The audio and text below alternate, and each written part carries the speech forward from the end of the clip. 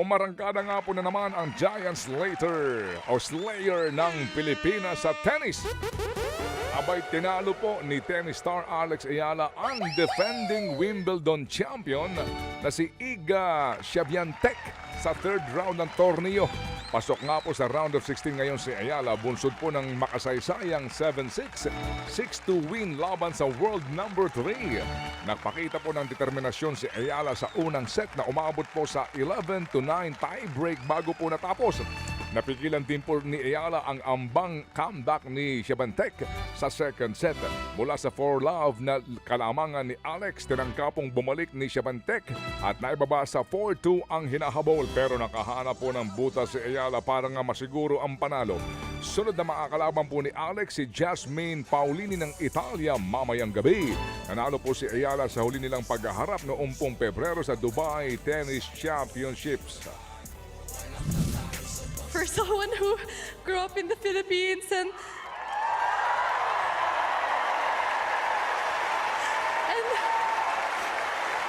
you know, I went to train with my brother and my grandfather every day after school with my ruffled socks and my light up shoes and chubby cheeks. So to her, this is everything.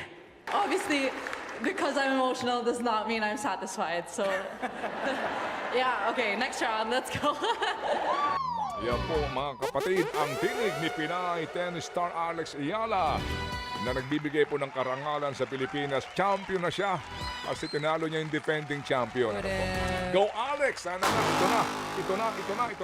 At ito na po ang ating karagdagang balita sa Sports 5. Nako sayang talaga ito. Nanood ako nito. Nako, ito na. Mukhang iba talaga ang laro ni Justin Brownlee kasi may iniinda pala siya pero hindi nga humakahawak man lang ng bola, no? Nako. As in, sa regulation po, 0.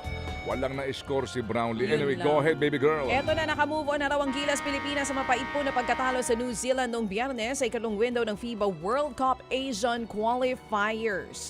Ayon po kay head coach Tim Cohn, nakatuon na ang kanilang pansin sa Australia Boomers. Gaganapin po ang laro mamayang 6:30 ng gabi sa Perth sa Australia.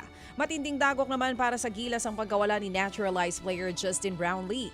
Inanunsyo po ng Samahang Basketball ng Pilipinas na hindi makakalaro si Brownlee dahil sa injury sa kanyang kanang hita at may injury din po sa kaliwang tuhod. Naku po.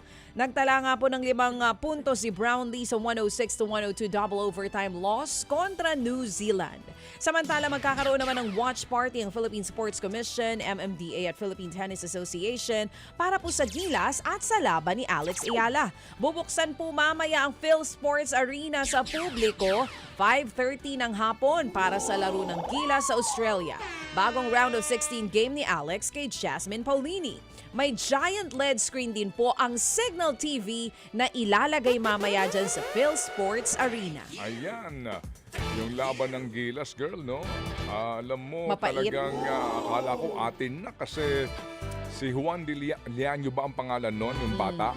Oo, nung huling segundo, siya ang nagpa-extend ng laro. Overtime, Sa oo. pangalawa din, siya pa rin naging susi. Pero sa bandang huli po, yung kanya rin pasa, no? Yung possession. Pero anyway, sayang naman talaga. Sana may premyo mga sayang. Oo, wala eh. Better luck next time. Oo. Ang premyo ng mga sayang ay huhusayan sa next game. Pero girl kumbaga, kaya ho natin yung New Zealand. Correct. Kahit na nga si Justin Brownlee markado na. Oo. Hindi nga halos makahawak ng bola. Pero ang ating mga manlalaro na mga Pinoy ay talaga namang umareba. So, mabuhay pa rin po ang Gilas Pilipinas sa inyo pong pagpupursige na manalo po sa ating pong mga katunggali. Mabuhay! Naghari po naman ang Gilas Pilipinas sa FIBA World Finals na ginanap po sa Doha, Qatar. Tinalo nga po ng Men's National NBA 2K team ng Pilipinas ang Turkiye sa best of 3 finals, 64-62 and 68-60. Bukod sa kauna-unahang titulo sa torneo, nag-uwi rin po ng $20,000 o higit na 1.2 milyong pesos na papremyo ang mga Pinoy. Hiniram po na MVP si Miguel Carlo Jubilar. Kasama niyang kumatawan para po sa bansa sina Kenneth Klug Gutierrez, Chris Villo Briones, Joshua J. Mac Machado at Pritch Don P. Diaz. Samantala, kinuha po ng import ng TNT tropang 5G ang Amerikanong si Darius Days para sa PBA Governors Cup. Inanunsyo ito ng two-time defending champions. Kinonsidera na rin noon ni Days bilang kapalit ni Bolbol nang magkaroon ng injury noong Commissioner's Cup. Huling naglaro para sa Sun and Neo Phoenix si Days sa Japan B-League. Saglit din siyang naglaro sa Houston Rockets noong 2022-2023 NBA season. Magsisimula po ang Governors Cup on July 10 pero sa July 19 ang unang laro ng tropa kontra po sa guest team na Macau Giant Pandas. Abante po naman ang France sa quarterfinals po ng FIFA World Cup. Kanila pong nalusutan ang Paraguay 1-0. Iniscore ni Kylian Mbappe na ang nag-iisang goal ng laro sa bisa po ng penalty kick sa ika-70 minuto.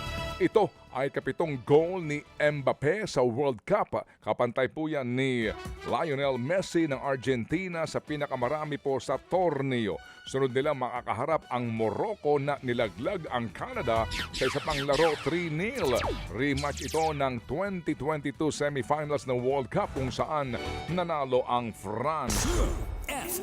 Mga kapatid, patuloy po kayong tumutok sa 105.9 True FM para sa totoong balita, impormasyon, music and entertainment. Mag-subscribe sa aming YouTube channel at podcast at sundan nyo kami sa Facebook, Instagram, X at TikTok sa True Network PH. Bisitahin din po ang aming official website, truefm.ph. At panoorin din kami sa True TV Signal, Channel 19. Kami po ang 105.9 True FM. Laging true sa'yo, kapatid.